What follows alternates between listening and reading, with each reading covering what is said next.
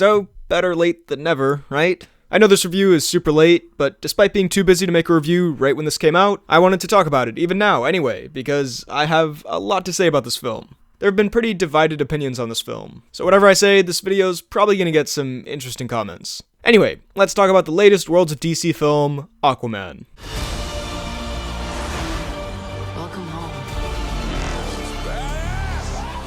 Also, I'm going full spoilers here because this has been out for a while and you've all seen it. If you haven't, come back to this when you have. You've been warned. Spoilers. So, to be perfectly honest, I both kinda loved and kinda hated Aquaman, and the weirdest part is, it's kind of for the same reason for both. This is one of the most ridiculous and stupid movies I've ever seen, which yeah, does mean it's got some terrible moments, but also means it's wildly entertaining. I mean, I don't think even big fans of this film will deny that, yeah, it's stupid. That's at the very least part of what makes it fun. And a lot of superhero films, to a certain extent, are kind of stupid. Again, part of the fun. But this is on an entirely new level of ridiculous. And I gotta give it some props for that. Because yes, it has bad moments, for sure, we'll get to that, but there's just so much insanity going on in this film. So much has been thrown into this, so much effort was made to make this entertaining. And it was. I was thoroughly entertained. If you put Indiana Jones, Black Panther, and The Fast and the Furious in a blender, and then made it about 10 times crazier than all of those things, it would spit out this movie. I appreciate that, because like I've said, my least favorite kind of film is just a nothing film. Not great, not terrible, just whatever. I feel that about Justice League, which I even thought was, kind of fun. A lot of it was just nothing. This is the opposite of that. They went all out with this, and I like that aspect. The bombardment of craziness also just leaves you not really able to register how ridiculous it all is. It's kind of like one of these things in another superhero film would stand out as the stupidest, most ridiculous part of the film, but when the whole film is like that, you don't really notice, and it kind of just melts into a style that I enjoyed. By the end, when it ends with that incredibly cheesy jump in front of the camera and that closing line, I didn't even really register how cheesy that was. And again, don't really have a big problem with that, because that's clearly the tone and the style that this movie was committed to.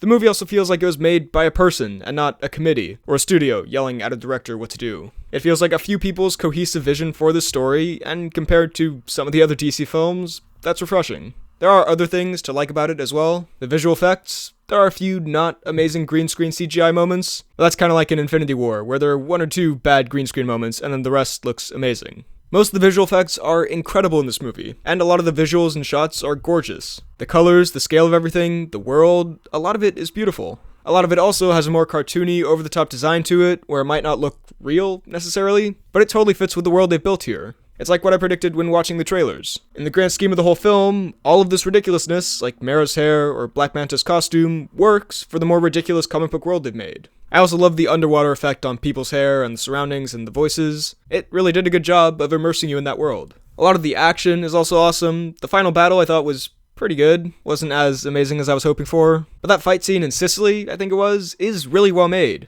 Great choreography and great effects. Everything actually looks real.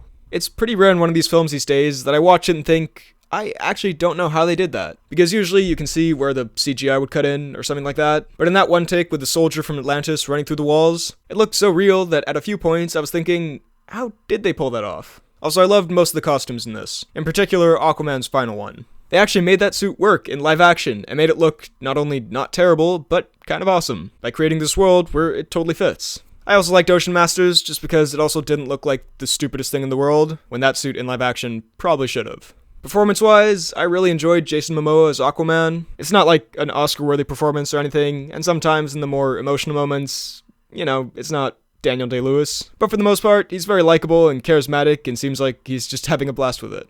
I thought Amber Heard was alright, as were Willem Dafoe and Dolph Lundgren. Not totally phoned in, but also nothing amazing. Patrick Wilson had some moments as Ocean Master, although at times he does sort of just become the screaming lunatic villain. I'd say he's probably the best Worlds of DC villain so far, though.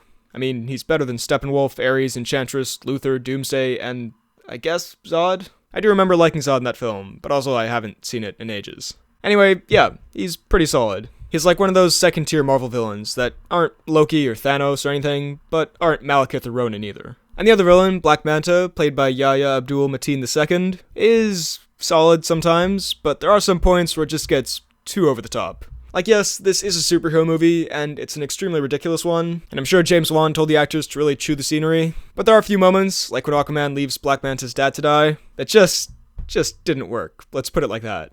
Otherwise though, I thought he was a fun side villain to have some action scenes with, who ultimately doesn't play that big of a part in the main story.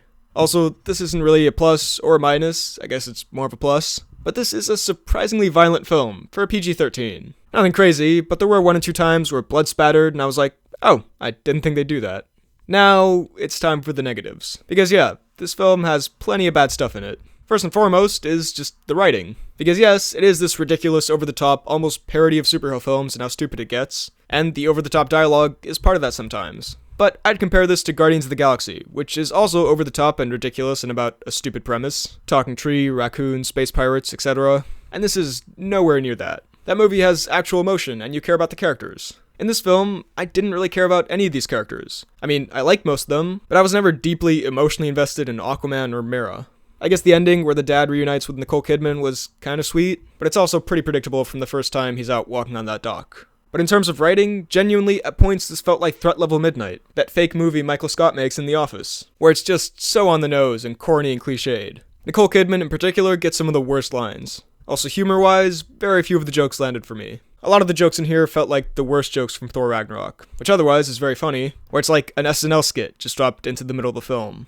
There are also some really bad song choices, and no, I'm not just talking about the Pitbull song, but just in general, a lot of songs that don't fit. And there are little moments that are just stupid, that don't ruin the film or anything, but I'm like, why did that happen? Like when that kid gives Mera that Pinocchio book? Why would that kid give her that? And it just happens to be the book that Arthur based their escape on a few minutes ago? Stuff like that happens a lot in this film. Also, that aquarium scene is just as bad in the film as it was in the trailer. Also, I know James Wan said this was going to have a little bit of a horror edge, and that makes sense given his filmmaking past, but I didn't think that meant there'd be jump scares every 5 minutes. That got real obnoxious pretty quick. Okay, the trench scene, that's where it makes sense to have the horror aspect, and I actually really like that scene. But then about 5 or 6 other times, characters are having a conversation and then a bomb goes off, or someone kicks down the door, or something sudden. And it started to get pretty old by the end. And no, it's not just because I'm a huge horror movie wuss or anything. It just started to feel lazy and predictable. Like, hey, they're having this kind of quiet conversation. I wonder what's gonna happen. Overall, though, I can't say I didn't at least enjoy Aquaman, even though I don't know if I can call it good. But unlike something like Venom, which is really bad and I don't ever want to watch again, this is something I maybe wouldn't mind rewatching, just because of not only the pretty good moments throughout, and the good stuff like the visuals, but also just how nuts it is, and how obvious it is effort was put into this. This movie is the polar opposite of bland, and I like that a lot. It doesn't change some of the really bad stuff in it though, so I'm gonna give Aquaman a 6.8 out of 10. Also, just want to say now, looking back on my Justice League review, yes, I still had fun with it, but having gone back to the film since, it definitely doesn't deserve a 7.8 out of 10. Just want to establish that. So those were my thoughts on Aquaman. What did you think of it? Let me know all of your thoughts down below in the comments. Also, real quick, I want to say thank you to everyone who made new intros when I put this thing out on Twitter and YouTube. I really appreciate it. A lot of them were great. In the end, I decided to go with this one, just because, especially after talking with friends, I realized I really like my old intro, it's just too long. So I hope you like the new, shorter, snappier version. But anyway, thank you to everyone who sent stuff in. Anyway, be sure to like this video, check out my Instagram and Twitter at BHL_Hudson, check out this podcast about movies and TV and whatnot I do every so often with a friend of mine, it's called The Poorly Planned Podcast, and subscribe for more videos like the one you just watched. Thanks for watching, and I'll see you next time.